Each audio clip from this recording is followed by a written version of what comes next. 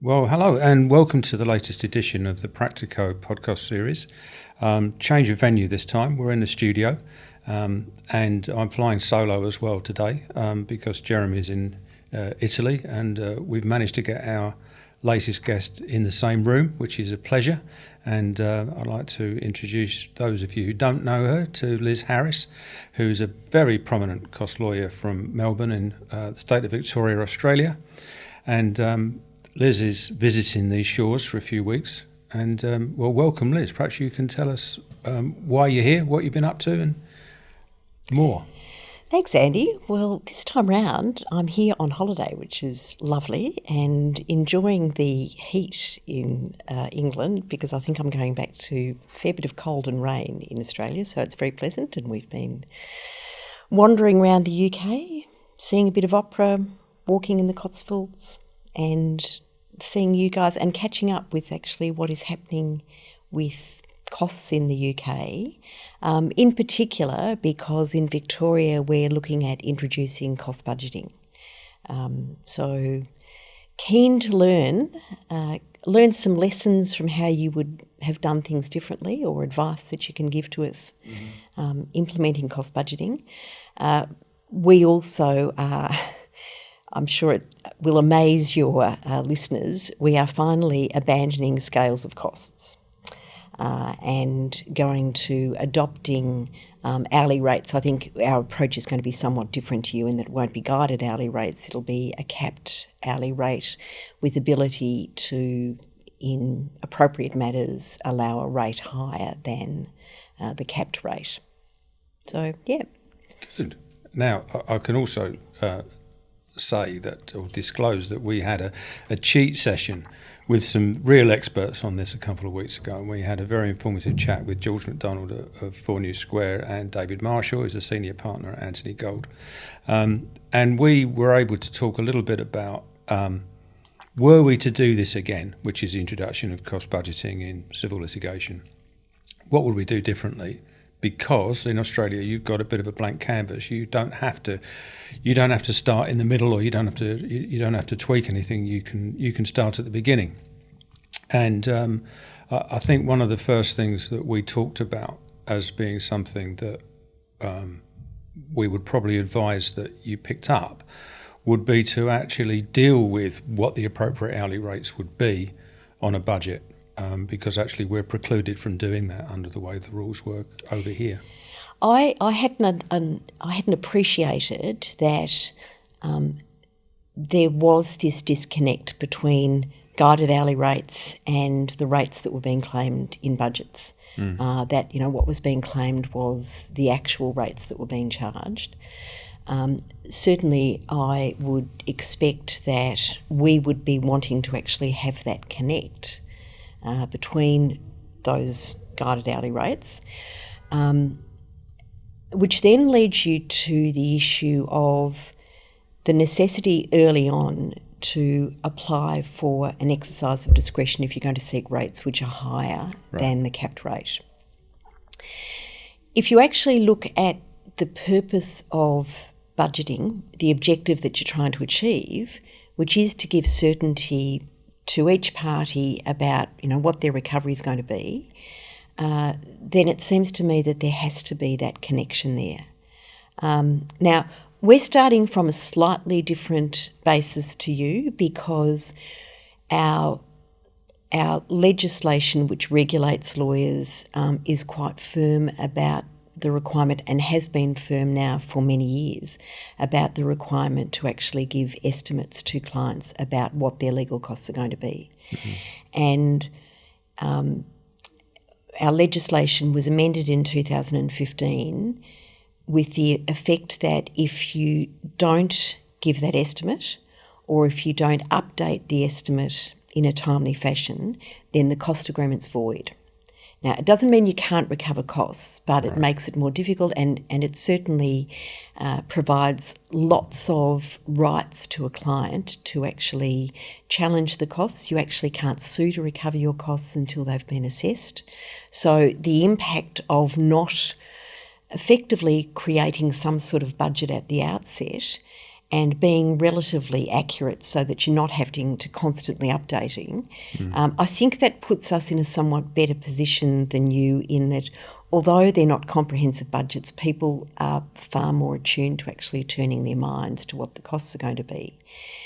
Now, then that flows into, that disconnect between the actual costs and the budgeted costs. And again, I think the idea behind cost budgeting is to empower clients so they actually understand what their final outcome is going to be, what their recovery is going to be, what the differential between their actual costs and their budgeted costs are going to be, or what they'd have to be paying to the other side.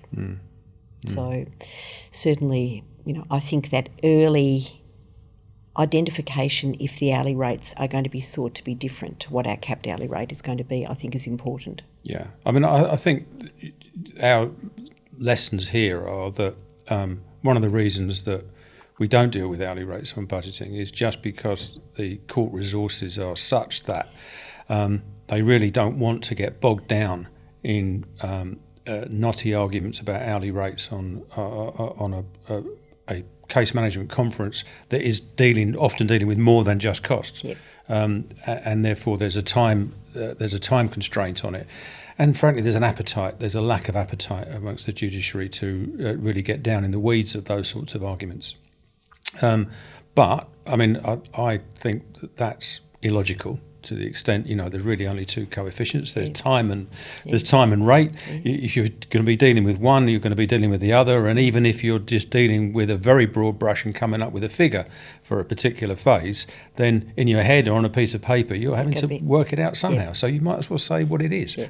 It seems to me. Exactly. Yeah. And look, I think it for us, it would be the exception rather than the rule that you're going to be seeking a rate higher than the capped hourly rate. I would expect that there are going to have to be distinguishing features as to why you would be seeking those higher rates. It'll be interesting to see what happens. We actually have another jurisdiction where there's a similar arrangement with a capped rate with discretion to be higher. But my experience in those is that, again, it's pretty unusual that people actually seek to justify a rate higher than that capped rate. I mean, that's over here. It's more common. Yeah.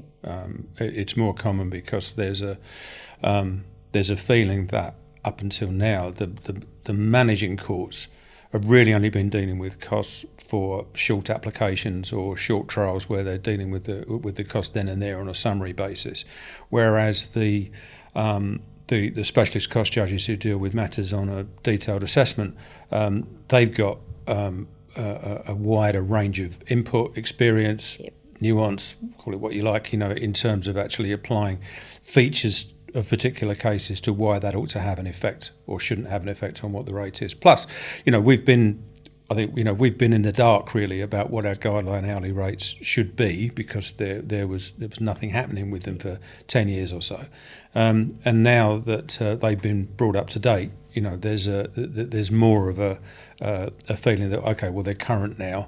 So I think there's more of a trend to say, well look, they're a starting point, but they're quite a strong starting point. Yep. So we may get closer to you over time, I think. I think one of the things that potentially we have the advantage with, and one of the things we're certainly talking about, is who will actually do the cost budgeting, whether it will be the judge who's case managing the matter or whether it will be a cost judge. Right. And I think that potentially is a resourcing issue as well as to whether we actually have enough cost judges to do it. But, I know one of the things we were going to talk about was the timing of the budget as opposed to the timing of the CMC. Yeah. Certainly from our discussions with George and David, my feeling is that our CMCs are held much more quickly than yours are. They're generally within a very short time of a proceeding being commenced. Personally, it seems to me to be sensible to be doing your cost budget after your CMC when it's very clear what the directions are. I can see both sides, that part of the argument is you make directions proportionate to the costs. So if the costs of a direction are going to be disproportionate, then, perhaps you vary the direction. But in our courts, we also have pretty clear practice notes in each list. So, we'll have lists for different types of matters. And it is pretty common that the directions follow those practice notes. Yeah. So everyone's pretty aware going in about what the expectations are going to be. Now, if there's a dispute about a cost budget, perhaps it is appropriate that that's dealt with by a cost judge, and a cost judge is, like your cost judges, more aware of what rates are and probably in a better position than the managing judge to actually comment about whether it is a matter where it's appropriate for the rate to be higher. Yeah. I mean, I've only been involved in one case where a cost judge has been involved at the budgeting stage, which was a very large group action a few years ago, which wasn't a great advert for budgeting if you looked at the number of people in court on that particular day. But in essence, the cost judges here have said, with some justification, well, why would we be any better at this than a managing judge on the basis that it's effectively quite a new skill anyway in terms of setting budgets and exerting budgetary control. Well, so it was a new skill. We're now into sort of 10 years since budgeting was introduced here. And I must say, I can see the argument about the reason not to do that, because there is a disconnect. What happens if the managing judge has made directions and the cost judge looks at the budget and says, well, I think this is disproportionate.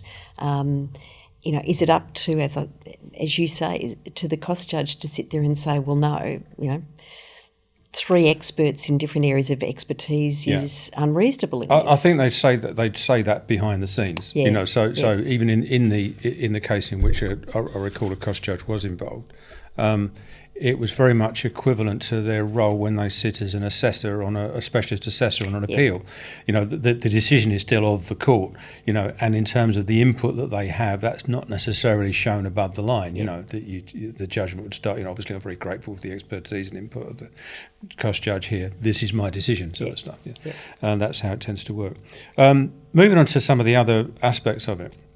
I know when we talked with George and David, there was some debate about whether it was right that we should have a budget which is really a series of mini budgets. It's not one budget, it's a series of budgets. And what were your feelings coming out of that? Have you reached any sort of firm views about that? Yeah, look, again, I don't think I appreciated that really the budget is really a cap rather than a budget which is able to be varied to adapt with circumstances. And again, I think they explained that the difficulty with varying a budget is, again, getting a hearing to actually vary the budget if it can't be agreed with the other side. Just thinking about, I'm involved in budgeting in class actions, and I'd say, and I'm involved throughout a matter from the commencement to the conclusion of a matter. And, I don't think in those there would ever be a budget that started and remained static for the entire time. The challenge, it seems to me, with your budgets is, as David and George were saying, they're mini budgets in that the figure for a particular phase is capped for that phase. And it's not as I would treat a budget. If the costs of the discovery phase were less than anticipated, but the costs of the expert witness phase increased because of, X, Y, Z, but the overall budget wasn't exceeded, then why not allow those costs? So certainly I would be very much against this idea that you are stuck with the figures in a particular phase. That, really you should be looking at the overall total costs. Yes, you actually have to adjust, if a matter settles and you haven't done any work within particular phases, or you've got to take into account when the matter's settled, the proportion of work that's been done, and so forth. But matters never proceed exactly as anticipated at the outset, and particularly if there are limits on the ability to vary the budget, then there should be the ability to cross-subsidise phases, if I can put it that way. Yeah. I mean, for what it's worth, I believe that keeping them in their separate pots is probably what should happen, unless somebody can show me that there's some causal link between some aspect of one budget having an effect on reducing or increasing another. If being lower in one means that you need to be higher in another, then I get it. But I don't think that necessarily follows. But then I would sit there and say, well, what's the purpose of having a budget in the first place? Yeah. And really, in the end, it's that overall figure. That overall figure. So I need to know what you think you're going to spend, because if I'm looking at advising a client about making a settlement offer, I want to actually take that figure into account when I'm making that offer. Right. Is it really relevant to my client about whether you were 10% over in discovery, but you're 20% under in expert witnesses? So, as I say, surely it's that overall figure that is important to both my client about what they're going to spend and whether they think that legal spend is proportionate to what the outcome's going to be. Yeah. And also thinking about that when they're looking at an offer from the other side. And then, on the other side, similarly, I'm taking it into account when I'm making an offer, because then it's a commercial decision that I'm making. Yes. I think that's a really strong point. And I suppose that's a good lead into a point that David Marshall raised when we spoke, which I think is worth ventilating here, which is that, paraphrasing what he said, that we could look, or you could look, at borrowing something that we've started to use or we will start using in our new fixed cost regime, because of course, as you heard, our cases up to £100,000 in value are going to be subject to a fixed cost regime that's kicking off in October. But the matrices of how they work deal with stages rather than phases. Yep. And so therefore, David said, and I thought it was a really interesting idea, if budgeting worked by stages of litigation, which are more chronological, if you like, rather than phases, which some of which can run through the whole entire life of the action, then it could be even clearer where you would be at a certain point when you settled, or what the implications might be of an offer, and you might actually be able to do away with some of the pressure on varying budgets, some of it, not all of it. In terms of the the intellectual exercise of needing to vary budgets, it seems to me that that's always been obvious, but the courts here have done their best to resist it because of legitimate resource constraints, and trying to dissuade people from weaponising budgetary variations and taking up excessive court times over costs, which nobody likes to get involved in, and so on and so forth. But certainly, it seems to me that you'd be a very fortunate person if the budget that you set around the time of the CMC was wholly reliable as you went all the way through. And therefore, what I like about the phase aspect of it is that if you're pinning fairly tight assumptions to those, then as you go through and things and the circumstances underlying those assumptions change, that's the early warning that you'll get, because there'll always be a lag in terms of the cost information that's coming through. And then that presupposes that you're recording your time accurately at the point of entry as well to the phases, and that's something that probably doesn't happen perfectly. But nevertheless, if taking a sort of a crude example, if if you've got your assumptions in front of you at project review meetings and you were assuming there were going to be 5 witnesses, and you find that you're looking at 12, somebody's going to be raising their hand, or should be saying, "No, look, hang on a minute, wait a minute, what are we going to do about this?" And if the earlier you raise that in terms of information to your opponent, applications to the court necessary for a variation, even if you don't even get them on. I mean, I think you score points for having attempted to, when it comes to the discretion at the tail end of it to exceed the budget. Yep, absolutely. Look, I think the staged approach, I think, can work particularly well, even if it's tied to recording time both against stages and phases. So there's some idea, because I think it's also useful actually to get some feel for the level of work on discovery, for example, the level of work on witnesses, the level of work on expert witnesses. That can give you a sense about the proportionality of the cost to some extent. Stages, I think, we would be quite comfortable with. Certainly, I know a lot of personal injury firms and family lawyers will provide that estimate to their client based on stages. To actually give some context to a client, one of the challenges we have in giving estimates is the idea has been that you actually have to give an estimate of total legal costs. And when our legislation was changed, the relevant legal commissioners at the time said what that really meant was to give an estimate of the legal costs in a worst case scenario, so to running to judgment. Now, that was problematic because, as we all know, the vast majority of matters settle at mediation.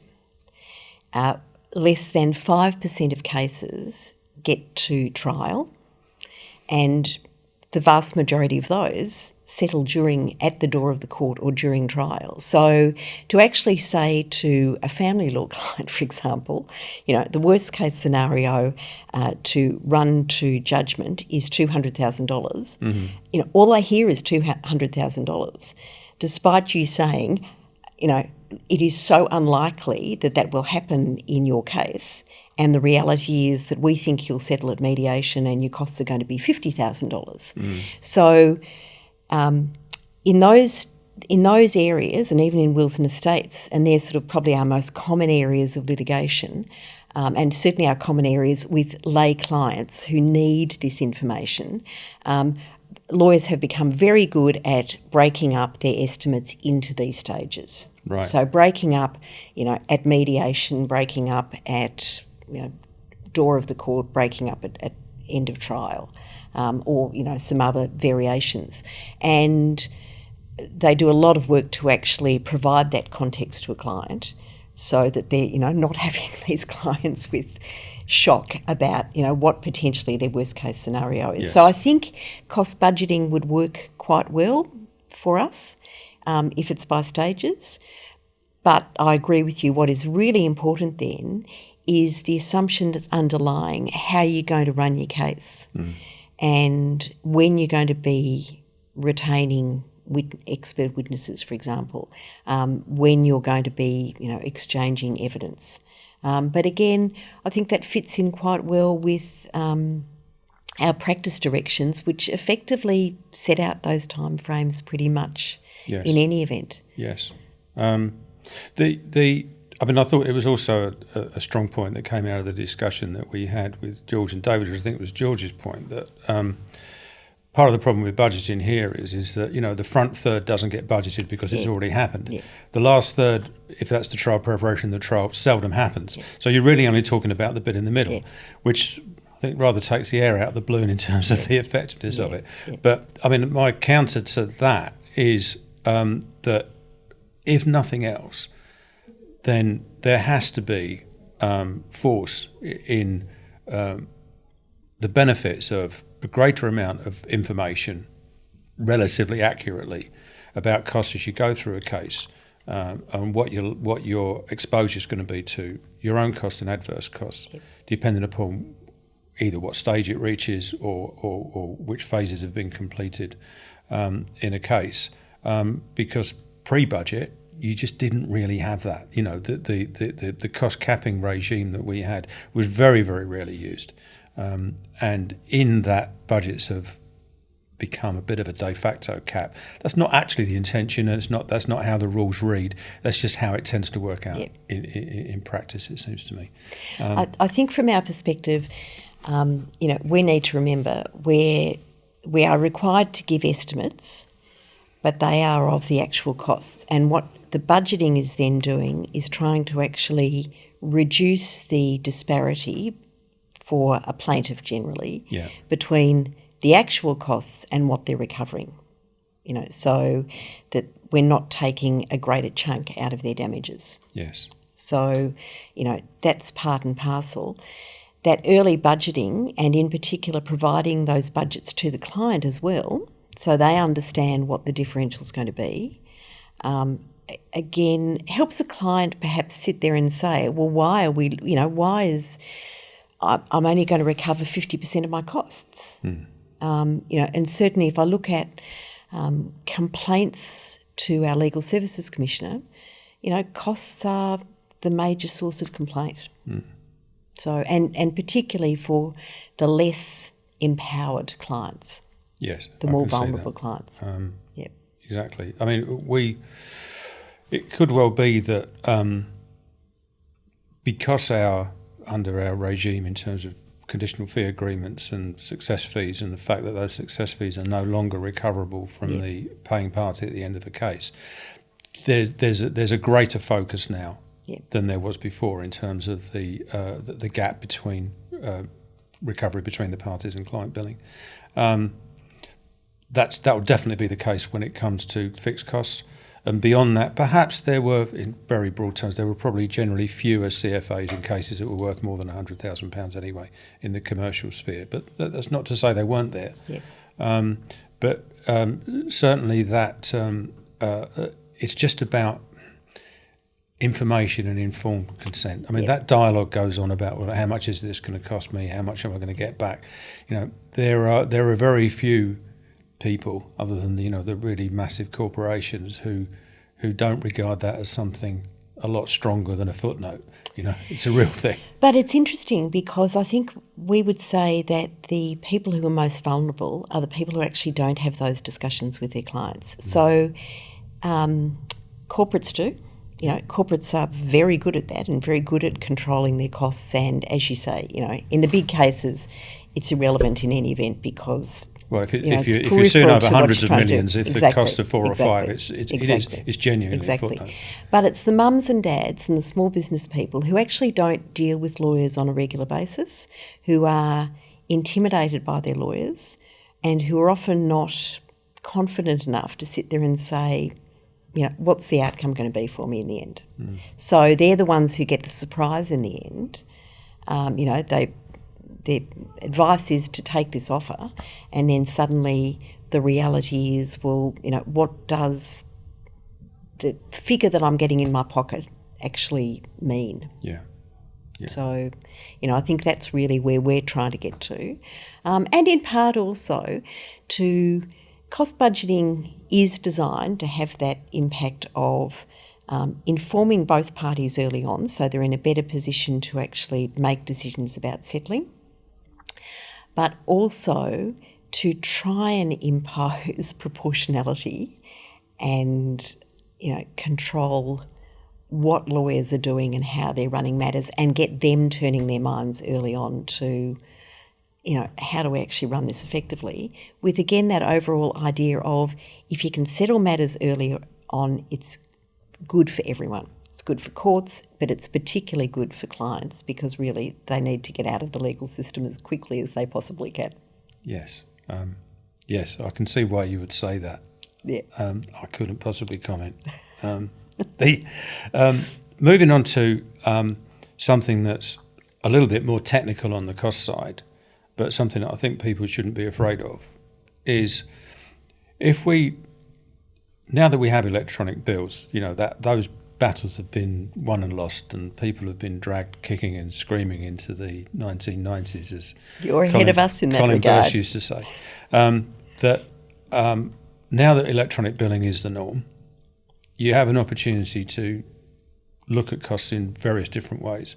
And in actual fact, I don't think there's a massive tension or there needs to be a massive fight between recording work against phases compared to stages, because stages are broadly chronological. You can just overlay that. That's right. Yeah, and so therefore, if you can do both, and the whole advantage of the electronic bill is that you can. In the right hands and with a specialist cost judge who are increasingly adept at how to manipulate these bills and look for samples and trends and filtering and all the things that the reasonably basic functions, but they're very slick at it now. Is that you can look at it on a timeline basis if you want. You can look at it on a timeline in relation to a phase. How far had you got through disclosure by the time that so on and so forth. You can look at that, and this is all information that I would hope in the end would be able to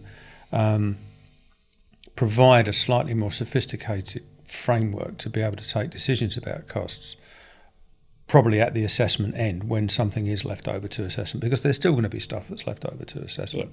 But I think our part of our responsibility is to make that less drudgery than it can be, particularly in the larger cases. That's my take on it. I think that also raises something else, and it gets back to actually your previous question, which was about the incurred costs.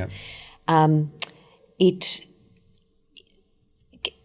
think what we need to think about is what information we capture from the cost budgets and how we capture that information, because to actually develop a data set of what are the general bands and trends in different types of matters, perhaps what criteria are there that are impacting higher costs in whether it's stages or phases. That information then can give confidence to a judge when they're actually making an assessment about a budget.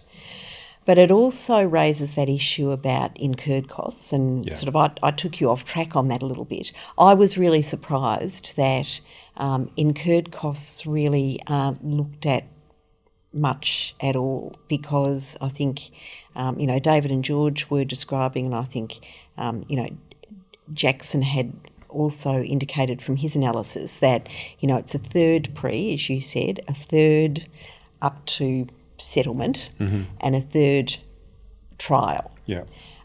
Now, that's a big proportion of costs which then are not subject to cost budgeting. If it's basically... And there are more. There are interim applications and so on and so forth. Often they don't get a separate sub-budget for them. If the court's allowed them to be heard, they become things that are assessed afterwards. So, really, if part of the whole idea is having cost budgets to enable people to be informed, to reduce the number of matters that actually end up in a cost dispute, even if the cost dispute settles without assessment, then really you have to be looking at the incurred costs. Now, how do you do that? Perhaps part of that is gathering that data to actually give confidence to a judge. And I think David might have suggested this, that you could end up, even if it was a rule of thumb, that you would expect no more than a third of the cost to be incurred pre-issue. Different perhaps for plaintiff and defendant. And that would be a marker. If the incurred costs were substantially greater than that, then that's the marker to say, well, we need to look at why. We need an explanation why. Yes. And, if that's the case, then perhaps the, pre-mediation, pre-trial costs need to be reduced. So... I think there's various ways to... I think my advice would be... It's really picking up on something that my colleague Deborah mentioned when we met also, which is that you've got an opportunity now to design the budgeting system or design in some data collection, some data harvesting in at the beginning, because it could well be that you just probably got to look at how things develop, if you like, maybe adopt the non-retrospective nature of budgeting to incurred costs, but to actually build in the reporting of those incurred costs for every budget that is filed. Yep. So that you've got a data bank, because if you wait, as we found, if you wait to the end, people have often come to us for, have you got any data on assessed costs or agreed costs? And so often, you're talking about, well, we've done a deal. We can't tell you how much was allowed for X, Y, and Z. That's right. But certainly, if there are going to be tranches of cases that are for which you are required to submit budgets, if you designed those so that you were submitting at least the summary information on some sort of portal that gathered the data that could then be analysed, and you could detect trends and you could see where the averages were. And then later, if you decided to limit what those costs should be by proportion or by amount or by type of case or by whatever, then at least you're doing it. You're doing it on an informed basis. On an informed basis, exactly. No, I think there's real opportunities there for us to do, really useful data analysis in that regard. So as you say, it's a matter of what data do we capture, how do we capture it, how do we capture it without being, onerous on the courts and information that's useful. Exactly. And is going to be analysed rather than just sitting there. You're sitting there. Yeah, I think that's right. Yeah. I've got one final point, which is something that we did discuss a couple of weeks ago, is that when you're bringing something new that might not be universally popular, should there be sanctions for not doing it on time? This is submission of budgets or exchange of information or what have you. And if so, how draconian should those sanctions be? Well, our sanctions were really draconian. As draconian as your sanctions, I think, is the answer. Again, I had not appreciated that, no budget, that's it. Court fees only, Absolutely. And look, we've probably learnt the lesson of our current legislation that if you're not updating your estimate in a timely fashion, your cost agreement is void. It's not void. No, that's not draconian. voidable. It's void. So, I think certainly there does need to be some sanctions. Now, what that is, but, and I think judges like to actually have guidance in legislation about the exercise of sanctions. And you sentencing guidelines. Sentencing guidelines, exactly. You want consistency there too, because you don't want, and again, it comes back to using the court's resources appropriately. You don't want people not submitting budgets thinking they can get away with it, or not submitting budgets until, well into a case, because you've lost the benefit of them, really. But it can't just be an absolute cut-off that if you don't do it, then, no cost recovery effectively. Yes. So I would sit there and say that we have sufficient powers within our legislation as it currently is to actually sanction people if they don't comply. Yes. And perhaps the answer is you give people at least one opportunity to actually rectify the omission and explain why they haven't done so. Yes. So, yeah. Well, good luck with that. Thank you very much. I think it's probably time to pack up. I'd just like to thank you very much indeed for joining us. Safe trip back to Australia. I hope it's not too long before you take your next trip over here. Might be a little while now. Might be a little while now. That 24 hours on a plane. Exactly. Much as we love coming over, it does. It does take a bit out of it. It does take a bit out of it, and I'm afraid our the cost of flying at the moment is incredibly expensive in Australia, so that's the other prohibition. I have to go back and earn some money to actually come next time round. Well, good luck with that But as well. thank you, Andy, and I have to say thank you also for organising the meeting with George and David and Deborah, because that was incredibly insightful for me. So Fine. thank you. Thank you very much. And I'll say cheerio. See you.